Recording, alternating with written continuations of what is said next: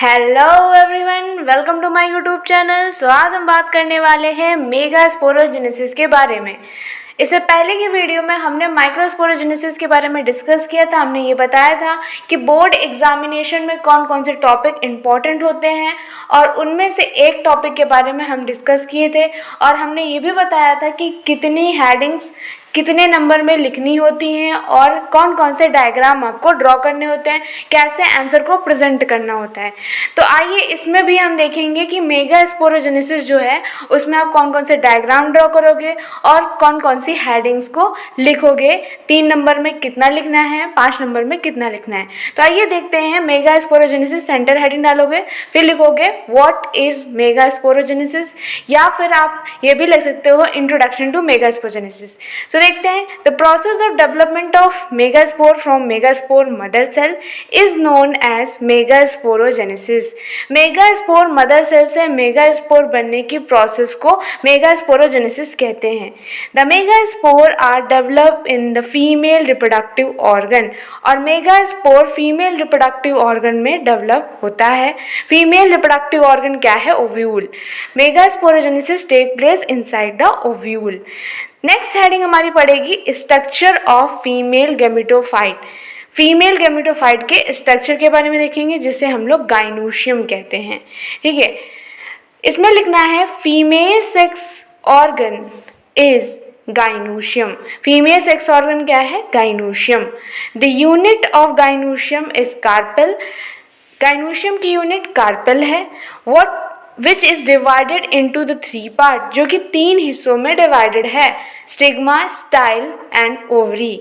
आइए देखते हैं डायग्राम में आप कैसे प्रेजेंट करोगे। सबसे पहले ये जो ऊपर है आपका, ये स्टिग्मा है जिसके ऊपर पॉलन ग्रेन लैंड करते हैं। ये स्टाइल है जो पॉलन ग्रेन को पास कराने में हेल्प करता है। ये ओवरी है और ओवरी के अंदर ये ओव्यूल पाया जाता है। तो आप इसे अच्छे से ड्रॉ करोगे और रेड पेन का इस्तेमाल नहीं करोगे। तीसरी हेडिंग आपको लिखनी है डेवलपमेंट ऑफ फीमेल गैमेटोफाइट और मैच्योर ओव्यूल। इसमें क्या लिखना है? All the cells of ovule are parenchymatous. जितनी भी सेल ओव्यूल में होती है वो पैरेन्काइमेटस होती है। From which cells are increases in its size, जिस वजह से उनका साइज जो है इंक्रीज होता रहता है। एंड फॉर्म आर्केस्पोरियल शेल और megaspore mother shell.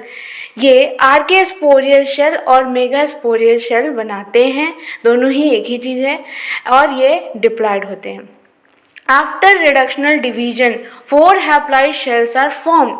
Reductional division के बाद ये 4 हैप्लॉइड शेल को फॉर्म करते हैं। Which one cell become functional and other 3 cell are degenerated.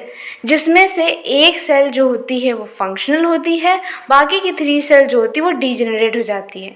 The functional cell are divided 3 times mitotically and form 8 cell. और जो functional cell होती है वो 3 बार डिवाइड करके 8 शेल को बनाती है।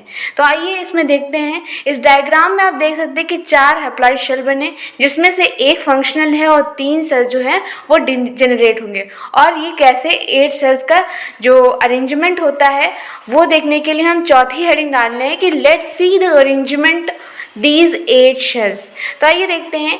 3 cells arrange in the lower side. 3 cell जो होंगी वो नीचे वाले हिस्से में पाई जाएंगी।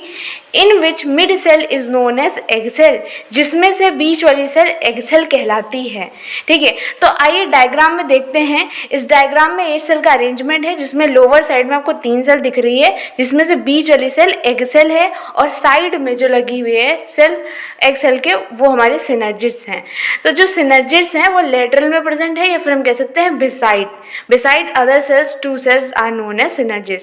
पैराग्राफ चेंज करके लिखेंगे 2 cells are found at the center which is known as secondary nuclei और polar nuclei. 2 सेल जो बीच में पाई जाती हैं वो सेकेंडरी और पोलर न्यूक्लियाई में पाई जाती हैं। डायग्राम में आप देख सकते हैं इस सेंटर में ही पोलर न्यूक्लियाई सेकेंडरी न्यूक्लियाई कहलाते हैं। इसके अंदर जो है 2 सेल पाई जाती हैं। फिर लिखेंगे remaining 3 cells are present upper portion of ovule which is known as antipodal shell। और बाकी बची हुई 3 शेल जो होती हैं वो अपर पोर्शन में पाई जाती हैं, जिसे हम लोग एंटीपोडल शेल कहते हैं। फिर लिखेंगे the egg cell arise some tissue.